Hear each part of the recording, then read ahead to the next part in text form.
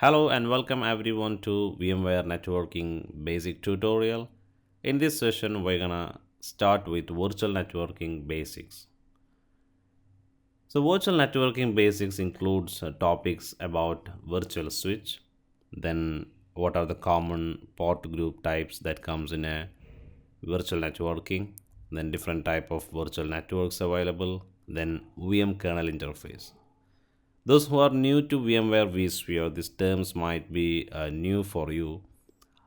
So, this session will help you to understand what are all these terminologies, and that is mandatory. The better understanding on this will help you to learn the coming sessions in a better way. So, let's understand first what is a virtual switch. Let's start from the physical environment. You have four servers in your organization that is connected to a physical switch. So for the network connectivity, I run a cable from each server to the switch. This is how a physical environment connect to the network and talk outside the organization, and between this machine also use this switch to communicate. So I virtualized this physical environment. So instead of these four physical servers, I just need one server and I run all the application in these servers as virtual machines. So these virtual machines need network connectivity. So instead of this physical network card, these virtual machines are assigned a virtual network card. That virtual network card use a virtual switch in EXSI to communicate. So between the virtual machines, it talk using this virtual switch. But if a virtual machine want to talk outside this network, then each virtual switch is assigned with a physical adapter and that act as an uplink for that virtual switch. For example, the server physical network adapter 1 is assigned as a uplink for virtual switch. So if any VM want to talk outside this network, it go through the physical adapter 1 to the switch and then to the router, and then it find the destination. So this is how a virtual switch work. So when you look physically, you can see the switches, the cables and the network port in a physical environment. But when it comes to virtual environment, you have all these components like network card, switch, uplink, pods and all, but you don't see it with your eyes. It's logical, but you can see it in the VMware vSphere web client or vCenter how these are connected. That will give you a clear picture of how these networks are connected. There are two different type of virtual switch in VMware vSphere. One is vSphere standard switch and the second one is vSphere distributed switch. We call VSS for standard switch and VDS for distributed switch. So the 2 points that I highlighted here is scope of a VSS is only to that single EXSI host, and a distributed switch means the scope of VDS is multiple host. So look at the picture, the standard switch. We have two EXSI hosts and there is two virtual switches created on both hosts with the same name, that is VSS 0, and EXSI host also have one virtual switch VSS 0. And the difference between the standard switch picture and distributed switch picture, you see that the switches are not stretched to EXSI host 2 in a standard switch. It is separate, it is completely isolated. So that means the scope of a standard switch is limited to that single EXSI host. So when you create a EXSI host, it come up with a standard switch itself, that is by default it create. You can create another standard switch also, then you can connect your virtual machines, you can configure uplink so that that virtual switch can be connected to your network and your virtual machines can talk. But the scope of that standard switch is limited to that EXSI host. So it means when you open another EXSI host and you open it from a vCenter, You will not find this switch in EXSI host 2 because the scope is just limited to EXSI host 1. Come to distributed switch, you see in the picture that the switch is stretched across both EXSI host and all the virtual machines connected to that single VDS switch. So this is the difference actually. The scope of a distributed switch is into multiple EXSI host, so that from vCenter you just need one switch so that you can connect all the virtual machines to that switch. There are differences, and also you need some kind of licenses also for the distributed switch. We will talk about this in the coming session. In the coming video we will be covering about vSphere standard switch, and also then we will come to distributed switch. So I think this is enough for now to understand there are two type of virtual switch. One is standard switch and the second one is distributed switch.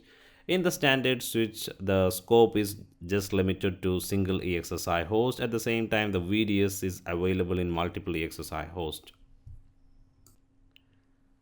Come to virtual network types. We have two types of virtual network, that is host only and network connected. I don't think you need much explanation, because if you are using VMware Workstation or VirtualBox, you could be aware about these two type of networks.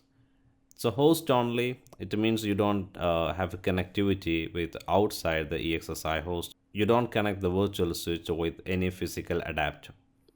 So that it allow inter-virtual machines to communicate which are connected to that host only switch, and this is most commonly used for test and isolated networks. Network connected is a common method that is used for standard and distributed switch, where you assign one or more physical adapter to a virtual switch and that act as an uplink. It take all the traffic outside and into the virtual machine. And this is best for everything. So that is all about virtual network types. Come to port group. Port group means grouping of switch ports. The better way to understand that, for example, in Active Directory, you put users in an organization unit like a folder, and then you apply group policy to that OU, and that gonna enforce all that policies to the users resides in that OU. So the same way, grouping of switch ports called as a port group, and that help you to apply network policy to a port group. So by this way, one can enforce the security and traffic shaping rules to that port group, and that gonna enforce all the security and traffic shaping rules that you given to the port group to the individual ports in that port group. And if you have any VLAN setup in your physical switches, you can assign a VLAN ID to a port group. By that way, any VM on it will reside on that specific VLAN. Come to VM Kernel Interface. It's an adapter which basically any EXSI host used to communicate with outside the world. Let's say if your VMware EXSI host want to talk to other VMware EXSI host for a type of service like vMotion, fault tolerance, or between the management interface, or the new hyperconverged infrastructure use vSAN. All these are services provided by VMware, and EXSI hosts in a VMware based infrastructure communicate each other, and that communication need a VM kernel network interface specifically created for that service. So management, vMotion, storage, fault tolerance, and replication traffic are the type of ports used for vSphere services. So for this service, you need VM kernel interface. By default, when you install an EXSI host on a server, VMK0 is the first VM kernel adapter created, and which is enabled for management traffic. Have a look at the vSphere web client. You see that there is a VMK0, which is the first VM kernel adapter for management traffic. The final topic, uplink port group. In an EXSI host, what is an uplink? The physical adapter is what the uplink. So an uplink port group means it's a group of physical adapters of EXSI host. Group of uplinks is called as uplink port group. This is used to connect a physical network adapter from multiple EXSI hosts to a single distributed switch. For example, you have 5 EXSI server in your environment, and you're gonna create a distributed switch. So what you have to do, you have to choose uplinks of your physical server, that is physical adapters of your physical server, and you're gonna group that into a uplink port group. So each EXSI host may provide you one physical adapter. So you have 5 physical adapters that you create a uplink port group from vCenter. You add all these uplinks to that port group, and that you assign to the distributed switch.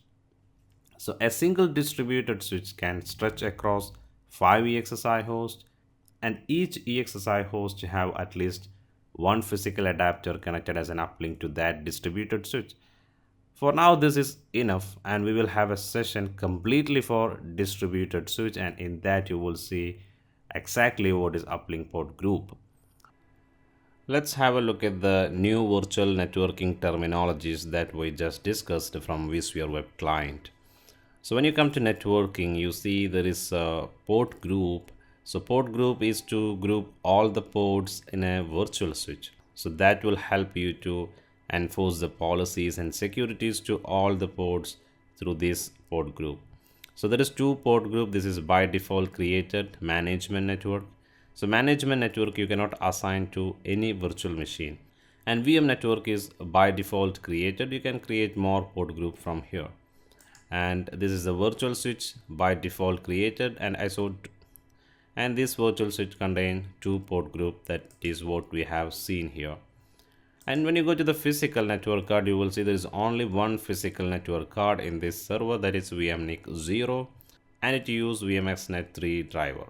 Look at the VM kernel network adapter. You can see there is a by default VMK0, which is the management network. This is by default created, and you can create more virtual network card, and you can see you have to assign the services here. This is what I explained to you when I explain about VM kernel network card. This is to communicate with other EXSI hosts for any of the service shown here. So let's summarize. So what we covered in this session is we talk about virtual switch and what are the virtual network switch types, like host and connected. Then we talk about port group and what are the purpose of port group. Then we talk about VM kernel interface and also different type of VM kernel interface. And final part is uplink port group. So that's all. Thank you for watching this video.